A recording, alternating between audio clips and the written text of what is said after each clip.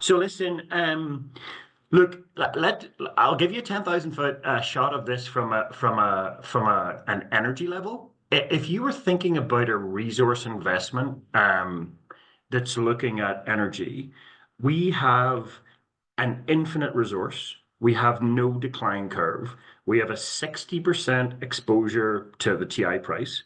We have a 50% EBITDA margin. We don't pay anything for our feedstock. And so in theory, we have negative lifting costs. So I just wanted to throw that energy plug out if people are thinking about this as a resource play. And today I'm going to talk about 2025 and what Northstar are going to deliver.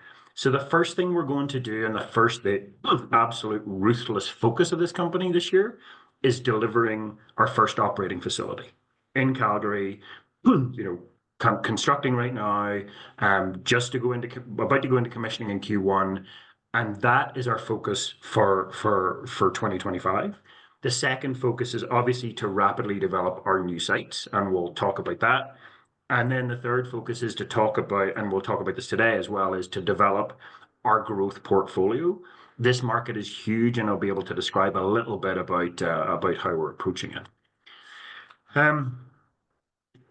As most of you guys know, Northstar is a Canadian clean tech company, and we take asphalt shingles that are going to landfill, and we split the shingles up into their individual component parts, and we sell those individual component parts. So a shingle tile, whether it comes from a manufacturer or comes off your roof and is going to landfill, is generally about 50% sand, 25% fiber. Older tiles, the fiber's paper. New tiles, the fiber's fiberglass, and 25% asphalt, which of course is the most valuable product. We have a pilot plant that we built in Delta to de-risk the technology, and today we're constructing our first commercial facility in Calgary. I'll talk about a little bit about that in a minute. So what's the problem we're trying to solve? And the problem we're trying to solve is, 16.5 million tons of shingles across North America destined for landfill. So that is more than 20 million barrels of oil. So if you think about that, that's one day of North American production into landfill every year as part of shingles. And the market is huge for our manufacturing facilities, but also this market isn't going away anytime soon because over 80% of all houses in the US are roofless shingles.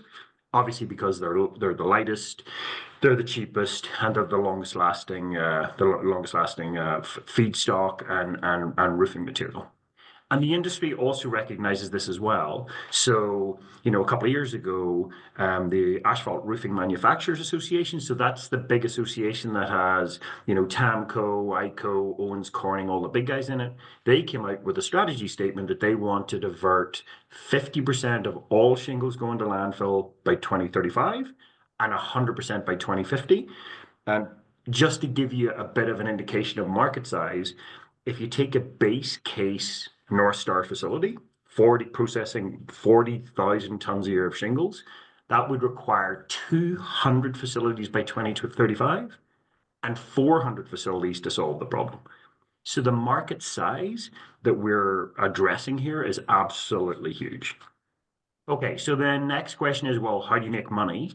So again, back to my energy introduction, we get paid tipping fees. So we get paid for our feedstock, and we get paid for the outputs that come out of the facility. So that's sand, fiberglass, and asphalt. Of course, as you can see from the graph on the right-hand side, asphalt is by far the biggest revenue generator. And so that's my hand grenade math of 60% exposed to the WTI price. So this has energy exposure in terms of commodity price at the back end. So as an energy investment, of course, you're always looking at decline curves, feedstock price, etc. And this is very well set up for this. So one of the things that we've done over the last 3 years since I've been CEO is really be very strategic about financing, but also be very strategic about the industry partners that we have. We have, excellent industry partners, both on the financing side and on the manufacturing side. So we have waste shingle supply from ICO, shingle manufacturer, Eco Recycling, who are like the GFL based here in Calgary, and we have offtake from McAsphalt and offtake from Tamco. So the most important thing about those two companies is obviously, McAsphalt subdivision, Canadian sub of Colas, the international asphalt company, and Tamco have done R&D on our product.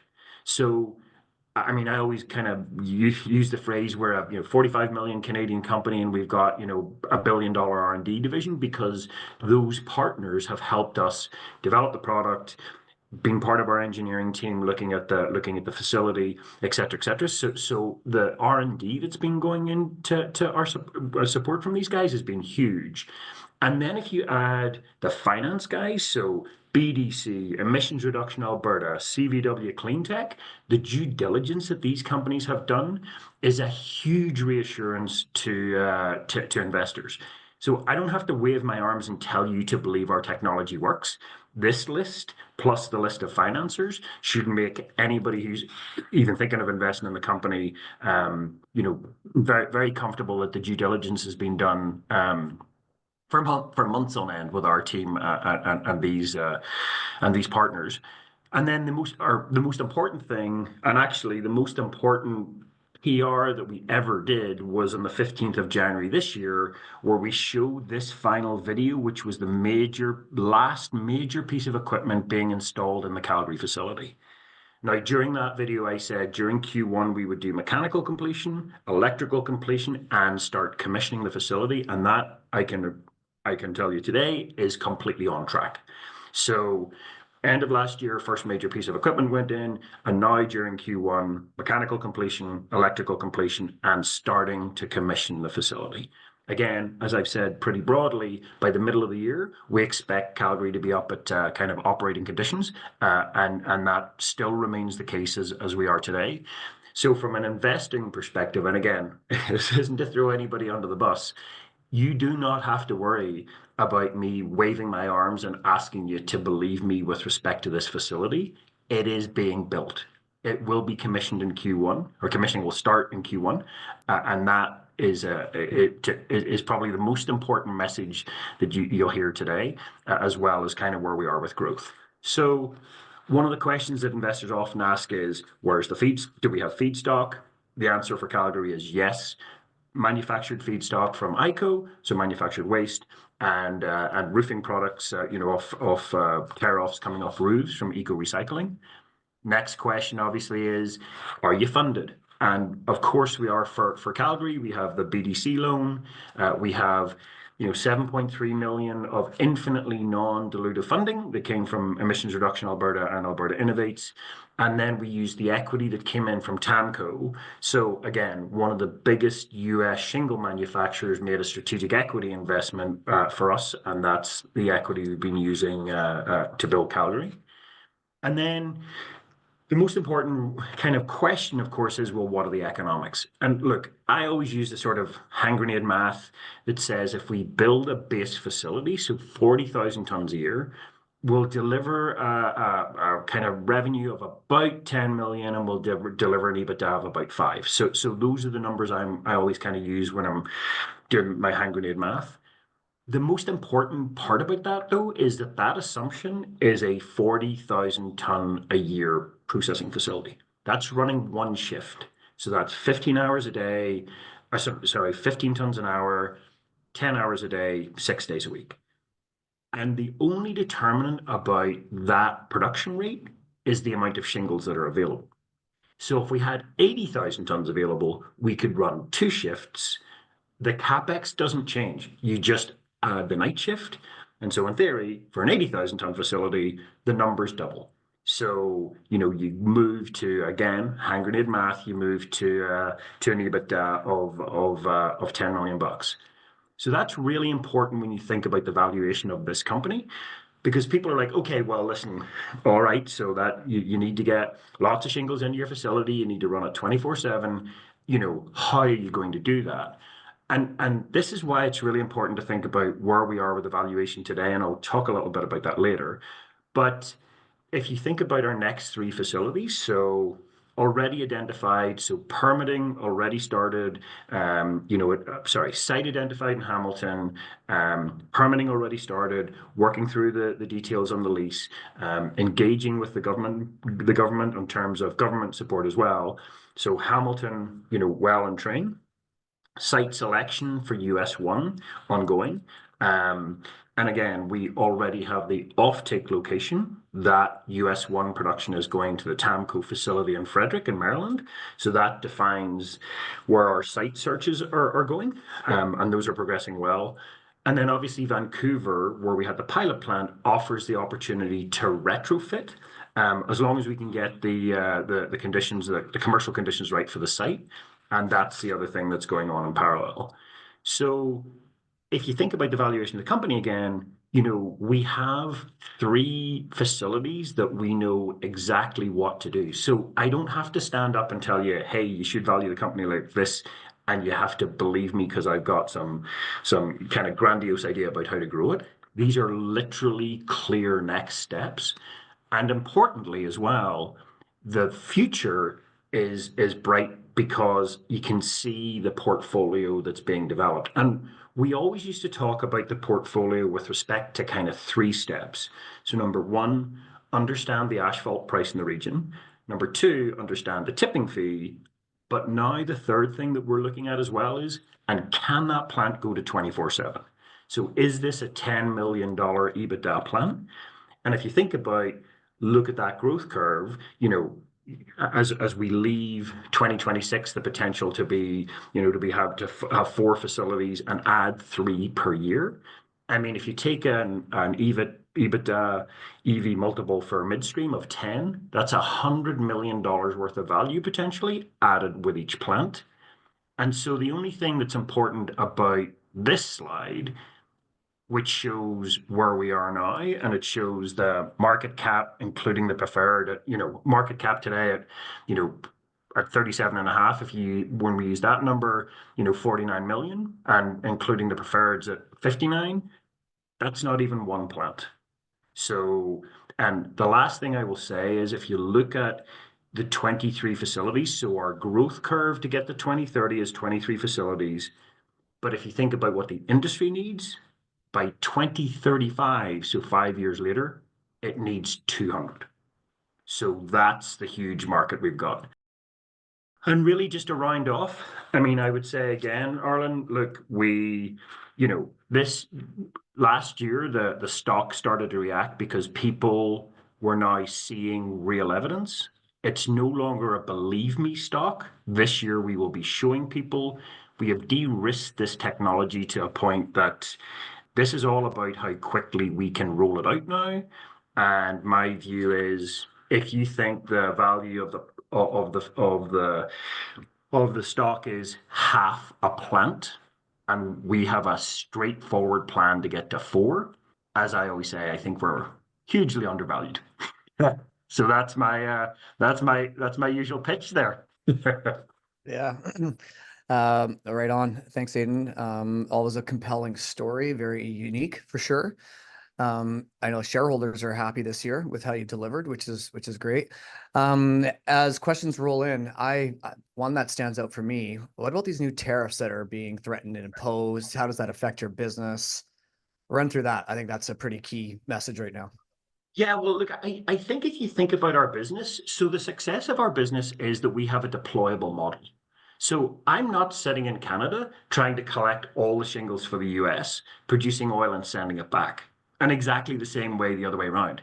When we deploy a plant to Eastern US, we collect from the local region, manufacture in the local region, and produce in the local region. Exactly the same when we go to Atlanta or St. Louis or Seattle, etc. Because this model is not efficient when you have people driving long distances with shingles. That's just not efficient.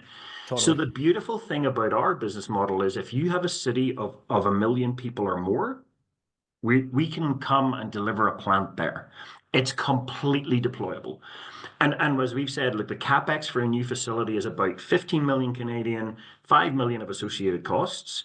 So it's not like some of the clean tech or clean tech, kind of comps that need to deploy 200 or 250 or $300 million to build really centralized plants and bring all their feedstocks in. Our Hmm. feedstocks go into landfill in every city, like literally today. Yeah. So we look, we joked about this when I got quoted as saying we want to be the Tim Hortons of asphalt shingle recycling.